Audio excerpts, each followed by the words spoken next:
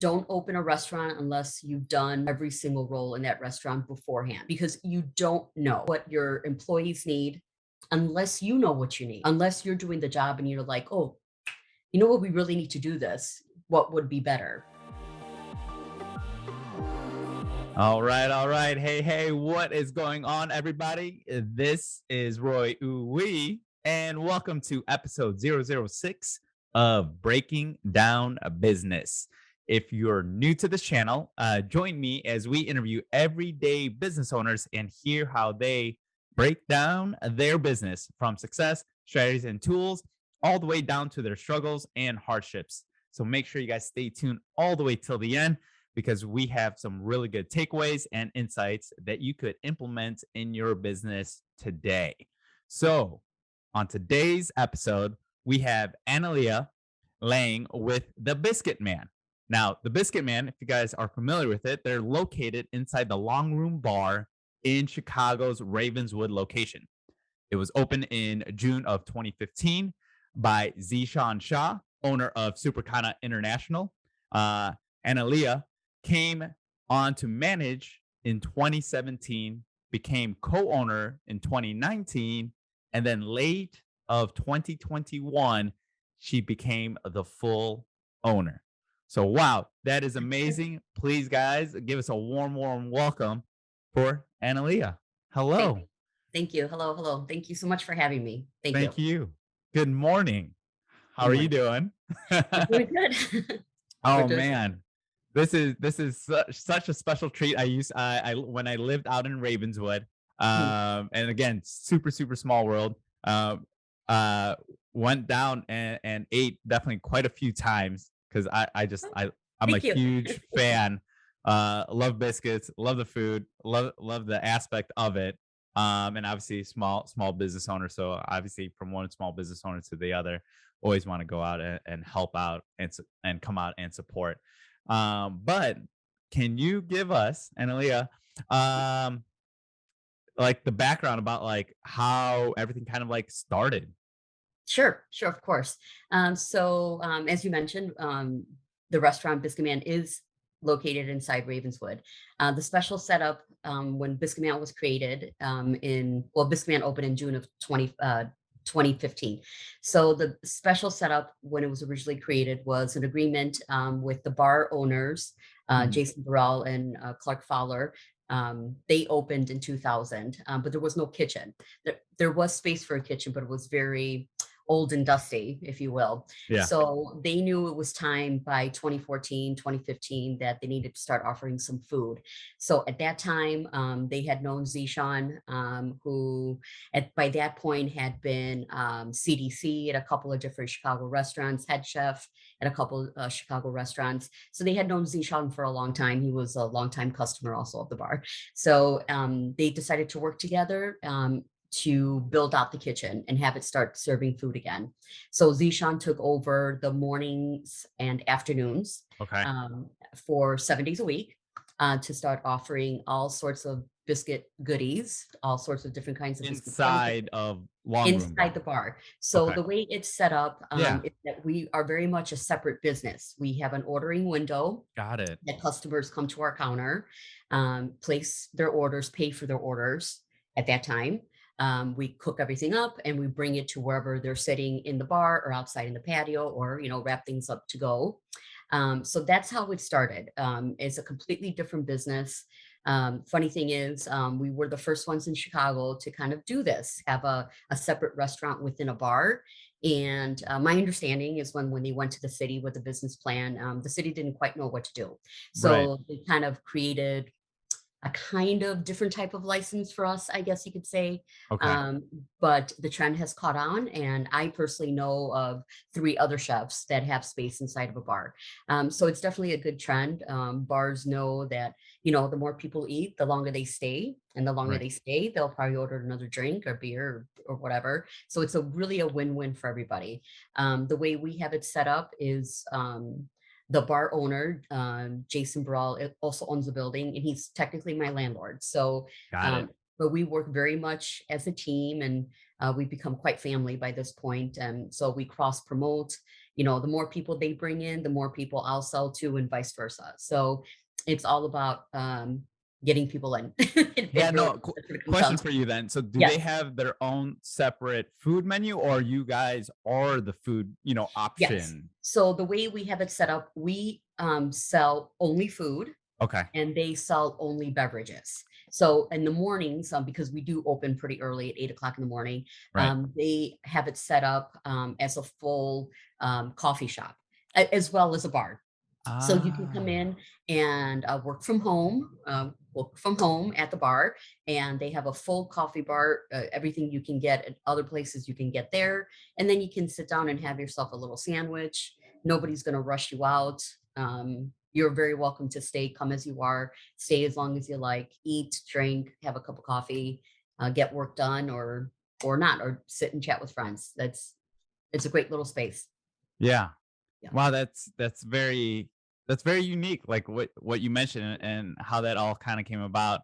Um, can you tell us more about like how you actually got into sure. the biscuit, I guess the biscuit Sure, business of per course. se? Yeah. So, my relationship with Zishan was a little bit different. I'm a little bit older, not older than Z, but I didn't go into the culinary world until I was 34. I like to say that in my first life, I was in project management for a long time, and before that, I was running I was running a real estate office for a long time Oh wow.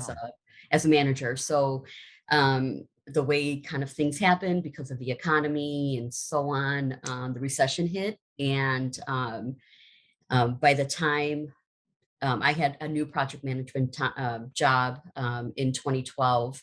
And well, I was there for 8 months. And then unfortunately, that Friday, they laid off a third of the workforce. I was one of them. And called my husband in the parking lot, telling him what happened. And he said, well, you always wanted to go to culinary school. This is the time you have to do this. So our agreement was that if I did this, because this would mean me not working for almost 2 years, Right. had a little girl. We at the time, Sophia was 4. She was 4, and we were very dependent on my income at that time, just like every other American household. But so the plan was, if I did this, if I was going to go to culinary school, I had to own my business. I had to own a business within 5 years, and I Mhm. actually did it within 5 years and 1 week. So I was able to do that. But I went to, at that time, it was called Kendall Culinary College, and they have a great internship program. Well, Zishan is also an alum of Kendall. So when it was time Yeah. for me to find a place to do my internship, I went and staged at a bunch of different well-renowned kitchens and restaurants in the city. And I wasn't happy and I didn't like any of them. Some of them that I was kind of expecting, maybe if they accepted my stage, to make a career at, and I didn't like it at all. Mhm. So one night I went to stage. At that time, it was called Old Town Social, over there on Halsted and North Avenue ish. And Zishan was the CDC then. And I did one shift there. I came home and told my husband, this is it. This is the kitchen I need to be at, which was not pretty, was not prestigious, but man, did they put out good food. So I asked Zishan if he would have me, and he very much welcomed me to the team. And I Wait, worked, sorry, I gotta cut yes. butt in. The Old Town Social off of like North Avenue on the Yeah, it was corner. like, yeah, it was like north. Yes, It's like right on. a little bit wet, right? Old Town Yes, Social. Oh my yes, goodness. So low key, I actually yeah. I actually worked there for Did like, you really? yeah, for like, I think I was there for like 3 months as a bartender. Yeah. So again, and again, this is our first time meeting, so Yeah, this is what's so cool that's about it funny. as well. So I worked at Uncle Julio's Yes. down the street off of North Avenue in Clybourne. I was there. I started at the one in Oak Brook, Mhm. Humbar location, and then when I moved to the city, um, went at that location, transferred because I went to go Sure. get my PE degree, but now I'm doing business stuff. But yeah, no, I mean, 15 years of my life, I've been in the restaurant industry. Yeah, So that's so so again, funny. I totally know and definitely could relate. And that's such a small world again that you were over at Old Town Social. Were you by chance there when Zishan was a CDC?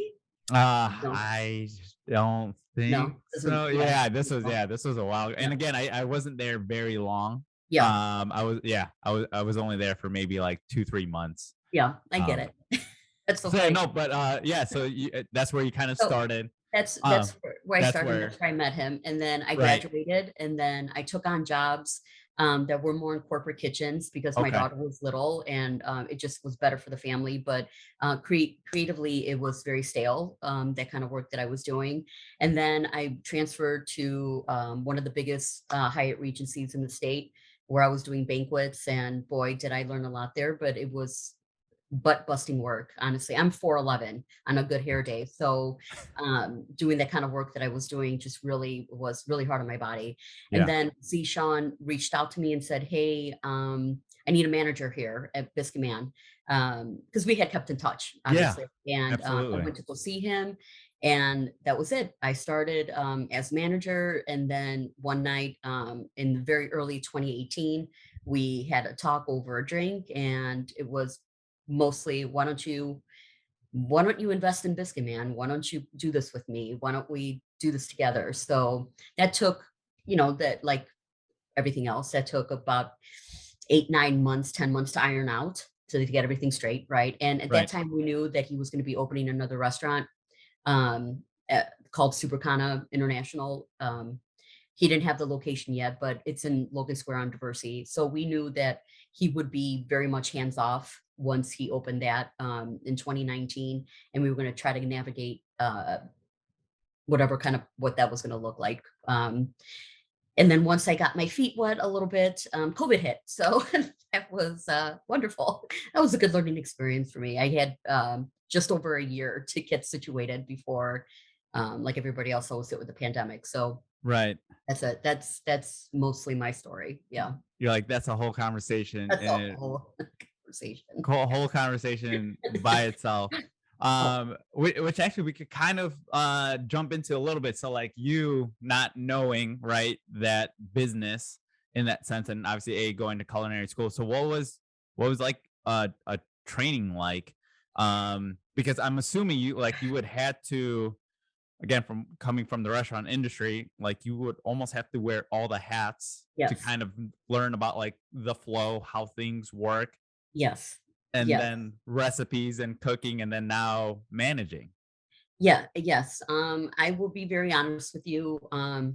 2019, the partnership didn't quite work out like we were hoping to. So there's a program for small business owners through the Goldman Sachs. It's called the Goldman Sachs 10,000 Small Businesses.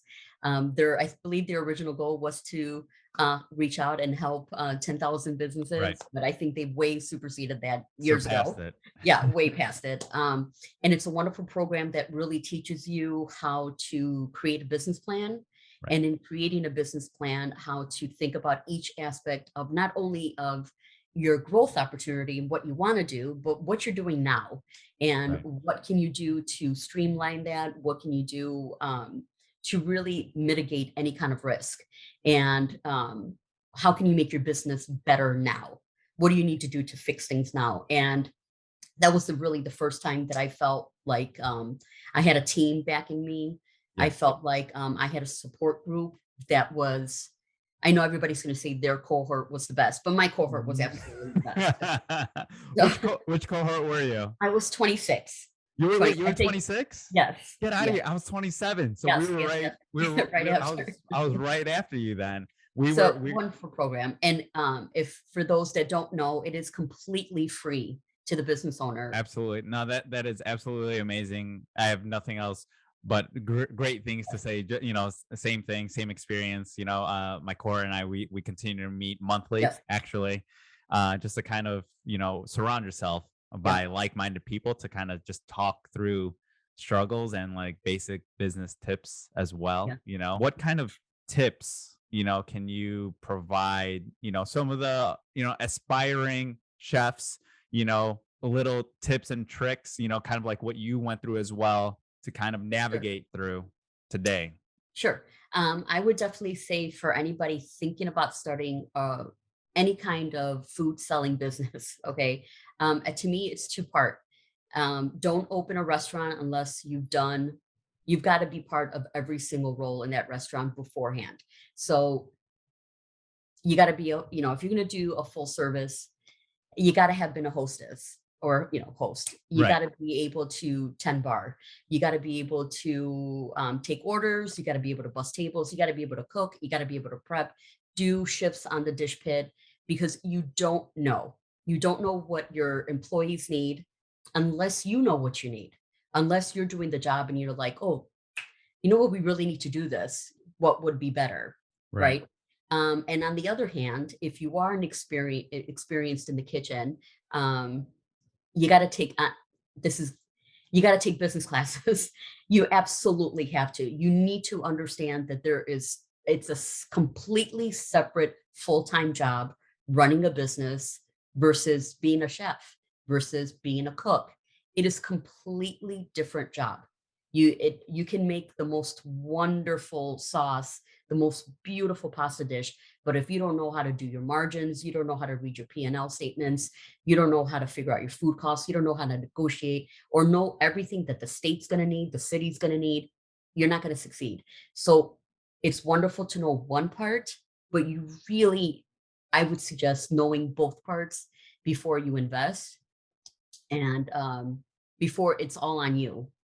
Do it on somebody else's time. Learn how to run the kitchen on somebody else's time first, and then take some business classes or get some sort of mentorship, because it's two different full-time jobs completely. Wow. Now you became owner, and then you also mentioned just about like, so what's your day like? And I know things are always never the same. Obviously, being a business owner, but also manager. Like, w- uh, give me a day in a life. So right now, my days are a little bit different with COVID. Since the pandemic, we are only open right now 5 days a week, from Wednesday to Sunday, only for breakfast and lunch. I am working on trying to open Mondays and Tuesdays in the mornings as well. That's my very next goal. Mhm. Um, and then once I do that, I can start thinking about what, if anything, the nighttime would look like if Biscuit Man's going to take over the night shift. Um, Very slowly, because really the biggest obstacle with that is hiring people.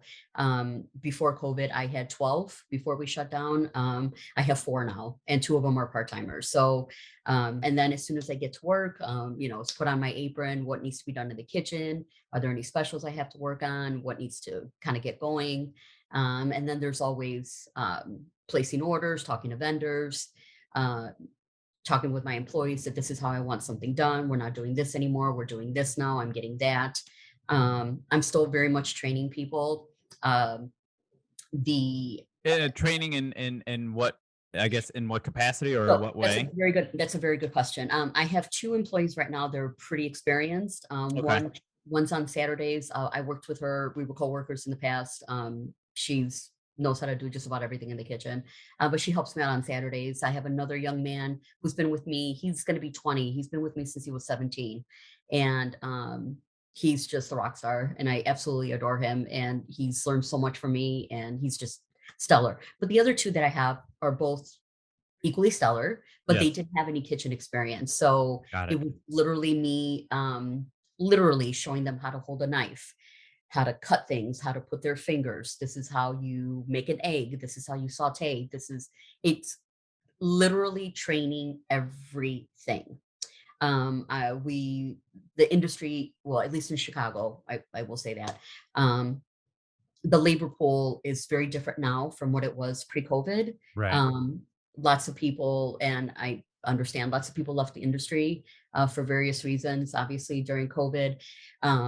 So the level of experience with people coming on is drastically different. You're not going to get a line cook that's been cooking for 5 years anymore. Right. And if they do, they literally can command any kind of money they want at huge restaurant groups and make probably double what I can afford to pay them. So um, it's a challenge now, hiring experienced cooks. So it is really showing them, like, this is how you cut a potato. This is Mhm. how I want the radishes cut, or how to emulsify. Back in the day, if we can say that, back in the day, Right. if you didn't have any experience, you came on as a dishwasher, and then the Right. dishwasher would learn, this is how I want you need to peel this box of potatoes. So the dishwasher would start slowly learning prep, and then that Mhm. person eventually moved up to prep. So then they started doing more and more complicated preparations. And Right. any chef will tell you that if you want to learn how to cook, you learn how to cook as a prep cook. By the time everything gets to the line, you're just really an assemblyman, and the cooking is done really Right. by the time you get there. So once you got to be just a boss at prep, then you moved up to being a line cook where you could really turn things out one, two, three. And then from there, you worked on being a sous chef. And then from there, you worked on being a head chef or a CDC. And then the But little now hierarchy.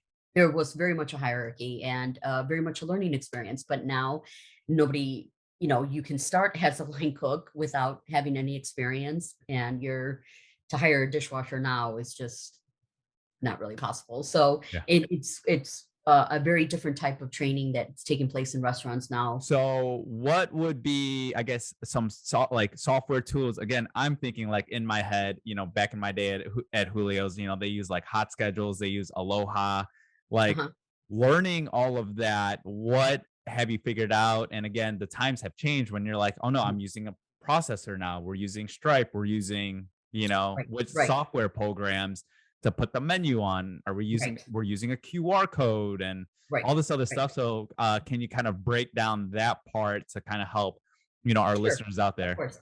So I would say for any business owner, especially if you're taking any kind of credit card payments, you do your due diligence on processing fees Okay. because they are going to range from 1.5% to 4%. So you really have to do your due diligence on what your business in particular is going to need.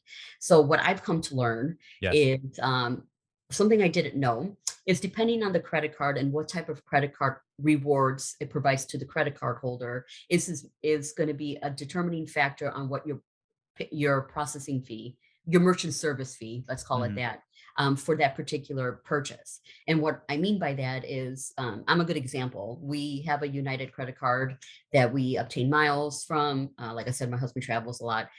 To be Right. quite honest with you, we haven't paid for a flight in 12 years. We use miles. Okay.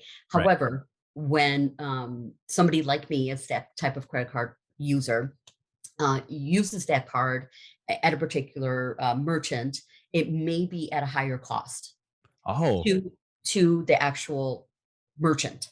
Okay. right. So when I say you need to do your due diligence, is because some processing fees, some processors like I use Square, Hmm. they charge a premium merchant service fee for no matter what type of card it is. They're going to use the top of the line. So what does that mean? That means I'm being charged the same amount of percentage if somebody comes in with an American Express or a United credit card as it is if somebody just comes in with their debit card. The debit Wow. card should be the cheapest. Right. Okay. So there are merchants out there that don't necessarily need um, a POS system. Restaurants are going to need a POS system, Right. but there are some merchants out there that will still accept credit cards that they don't necessarily need a POS.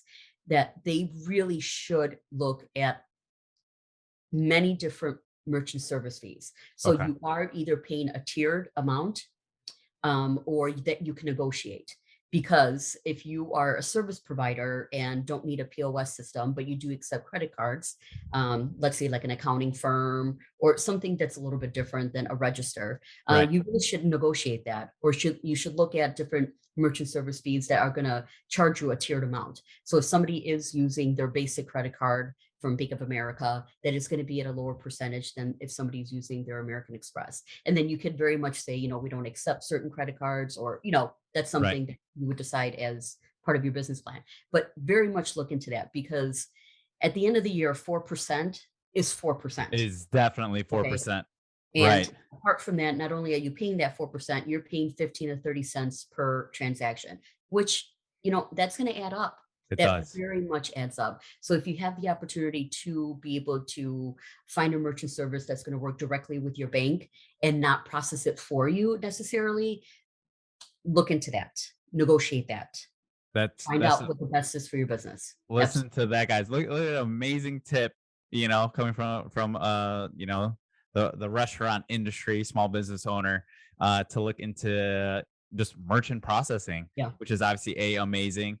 Can you give us or actually my question was, as you were Yeah. talking, which ones were you looking? I'm assuming you did obviously So your due diligence and research. So yeah, which two were you like, I was looking at these two, but yes. after my pros and cons, I think you said you mentioned Stripe. Yeah, no, we didn't use Stripe. So Okay. when I came out with Biscuit Man, we Yeah. had, Clover as our Okay. POS system and as well as our merchant service, Got it. provider. So the issue we were having with Clover, and I know things have changed, but we didn't feel that they updated their software very often, and it wasn't as, user-friendly on our end, Got it. as we wanted it to be. For the customer, it wasn't an issue, but for our end, it was a little, I don't know, not Yeah. as what we Not as wanted. user friendly. Yeah. Yeah. Hard to So, navigate. so when it was time for, me, when we were negotiating me coming on as co-owner, it was, "All right, let's look for a new POS system. Like, Perfect. what are we gonna do?" Right? So it was really, at that time for us, it was really between Square and Toast. Square and Toast. Okay. So at that time, we are a quick service restaurant. We're not full service. So Toast and Aloha are both wonderful POS systems. For restaurants, wonderful, but they're really meant for more full service, where you're going to have people open up tabs and not finish, just kind of have a tab running. Right. That you're going to fire an app, and then you're going to fire the entree, and then the server comes in to fire the dessert. They're absolutely wonderful tools for that. And I'm not, but we're a quick service restaurant, Right. so we're not firing different. We're not firing an app and then desserts. Right. It's just come in and order your sandwich, or come in and order, Just your in and out, like it's right. quick. It's a lot quicker. Right. So at that time, we felt that Square was going to be best. And Square, I will have to say, I think, is very user friendly. I think anybody could run their Square account. Um, and they did make it easy for us during the pandemic, because they allowed us to open up an online store at no Awesome. extra cost. So it was, oh goodness, I would say it was a lifesaver, because we didn't let anybody inside for almost a year, so people could place their online orders. They knew Yeah. what time, you placed your order, then you knew that you had to pick it up at a certain time. So we Yeah. didn't have people waiting inside, or just sitting around. We didn't want five people, eight Right. people in there. So it was really the best tool for us at that time. And quite honestly, we still have it open. People like having the online store. It's really easy for me to update and kind of keep going. So for right now, we're going to keep it going. And then during the pandemic, I even thought about entertaining. Do I want to switch from Square again?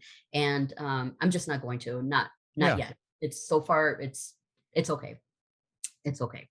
Yeah. And are you guys doing online delivery like the Door Dashes or Yes. So unfortunately, I can't do my own delivery. Hmm, Honestly, I'm the only one with a car, but apart from that, but we do sell through DoorDash and Grubhub, and I just signed okay. up with Ritual.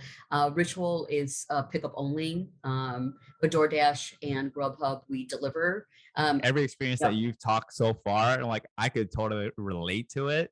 And even though I have a screen printing business, right, and I'm starting the consulting business too, like it's still all the same at the end of the yeah, day, some yep. way, shape, or form. With that actually being said, um, kind of let's kind of like talk through of like what your I guess goals are as far as like sales and marketing, kind of like talk Okay. me kind of through that or what you're thinking about. And this is kind of like the part where I kind of like also like helping in some way, shape, or form as far as just spitballing ideas and Yeah, strategy, right? Because we're yeah. all creative in some way, shape, or form.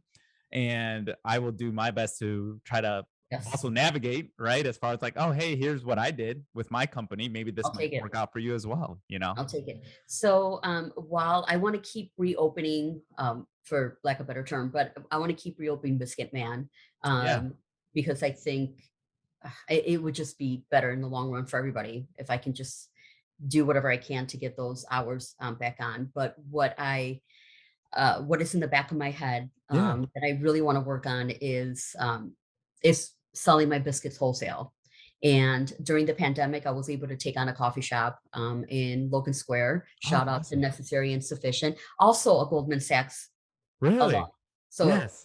when I'm done here, I'll put you in contact with Kate. She's super amazing. And I adore Oh, her. But so they started buying my biscuits wholesale on a weekly delivery, and it's been working very well. We're probably past a year now with Kate. So awesome. yeah, she's wonderful.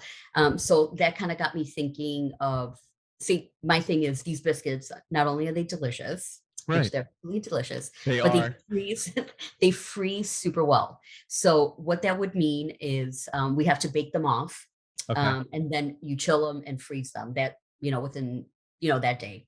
Right. And then they can live in the freezer for, we've tested up to 2 months. And then you thaw them out at room temperature, and then you use them, and you toast them, butter them, just like we would do at the restaurant. So what I would love to start gathering my information to create a business plan is to see how I can scale this. Because like I said, I have a corporate kitchen and a hotel banquet background. And Right. to me, this product not only is it delicious, but it's super easy for a cook to use. That Absolutely. literally they all have to do is take it out of the freezer, let it thaw overnight in the walk-in, Hmm. and use it the next morning. And that would make a banquet cook's job, the what job I had, Right. pretty easy. Pretty easy. Would work great in corporate kitchens and hospitals and schools, cafeterias, universities.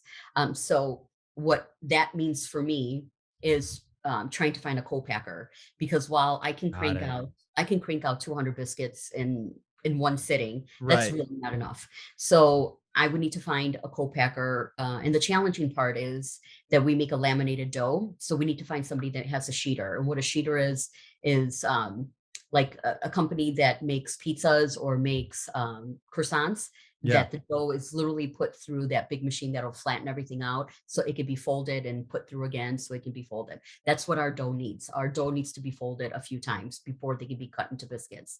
So we can make these at a big scale, not Analia's capability of 150 a day. Right.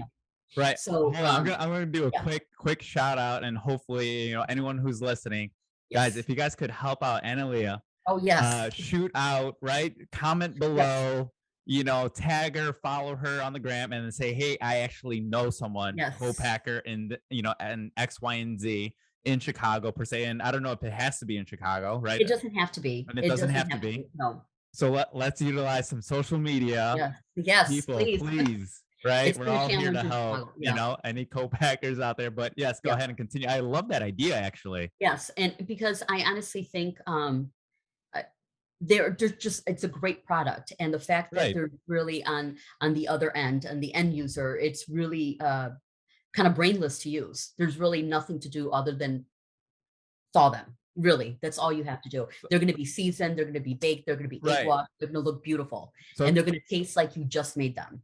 So that's what I'd like to focus on.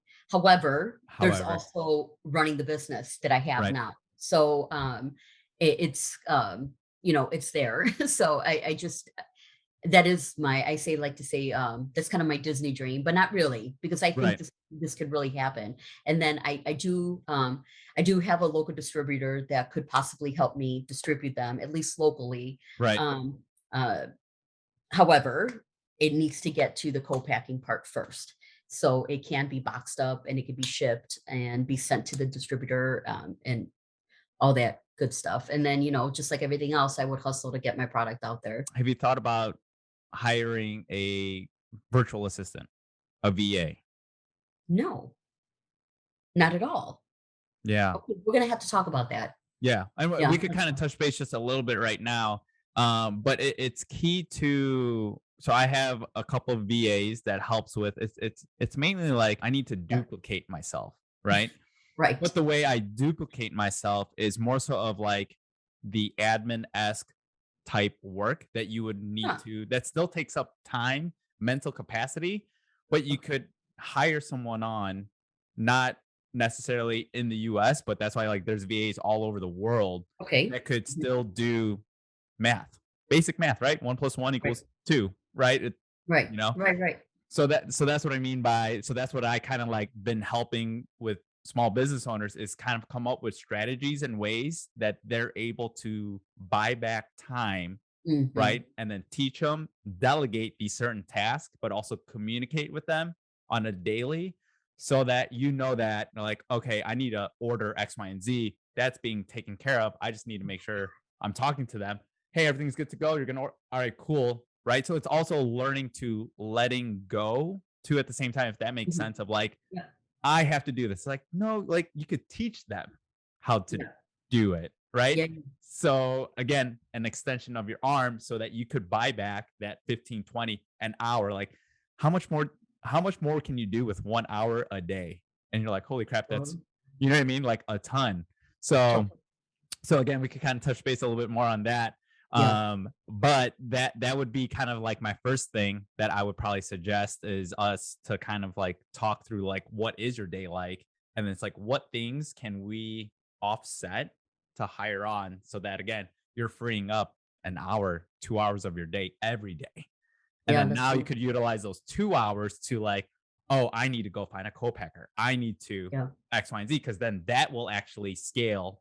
So Right. then when we're also implementing your training, right? Because again, for me, I love the whole like standard operating procedures, right? And then obviously you as a product manager, like you understand that as well. But me coming Right. from the outsider's perspective, it's can my current employees help train some of the new, some of the new Yes. guys of little things like that. But you also have to set them up for success when it's like, Yes. hey, day one, we're going to learn how to cut X, Y, and Z.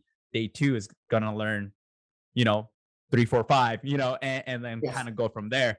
So that again, we're taking Analia out Yes. of that. So then the goal here is to focus more on selling more biscuits, right? Yes. I always end our calls with some rapid fire fun questions. Okay. I'm So ready. again, first thing that comes Okay. to your mind.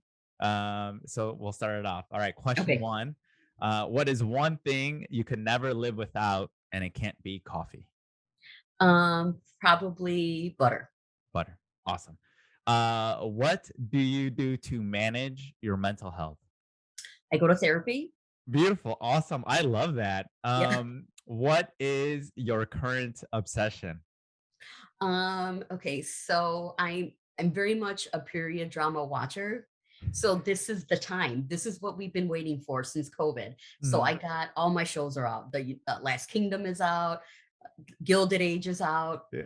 Vikings Valhalla's out. So I'm Yeah. in. This is good time. Good time for Analia. Yeah. Beautiful. What is a morning routine you have to do? Like everybody else. I do have to have coffee. Morning routine is just starting the day slow. I Okay. am not one to jump up out of bed anymore. COVID taught me you can take 10 minutes in bed to kind of wake up before you do anything. And that's absolutely what I do now. Absolutely. Look at that. I'm gonna mark that one down because I do get up right Yeah. at I'm the so just slow it down a little bit right in the morning. slow down. Beautiful. And the last question. Okay. What's a good rule you've learned from someone? Oh, my mother once told me that an organized woman always has extra time. So that's it. Shout out. That's it to mom. Oh man, this has been uh what an amazing time we've had today. Well, thank you Um so much. I was a little nervous doing this, but you made the process very easy. Thank you. oh stop. Thank you. This is such and that's what I mean by like I just love the organic aspect of it. So Analia, thank you so much Thank you. for sharing your journey with us. Thank you. Guys, show some love for Analia. Yeah. Give us a like, subscribe to our channel. If you've been listening or watching wherever you are in the world, please make sure that you share your biggest insight. Let us know your biggest takeaways and what else you'd like to learn on this channel. Type in the Biscuit Man down below so we know that you reached this far. And again, as always, I'm here to help and guide you through your entrepreneurial journey. Thank you for tuning in again. And Thank Aaliyah, you. we're gonna. I usually take a little photo at the end, so Okay. Oh, wait, hold please, on. yeah, no, yeah, please hold on. But again, for all of our listeners out there, thank you so much Thank and you. stay tuned for the next episode. Thank you.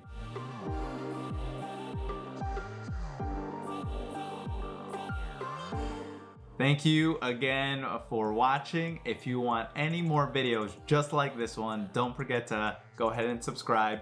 and check out these other videos right over here. We post a new video every Wednesday.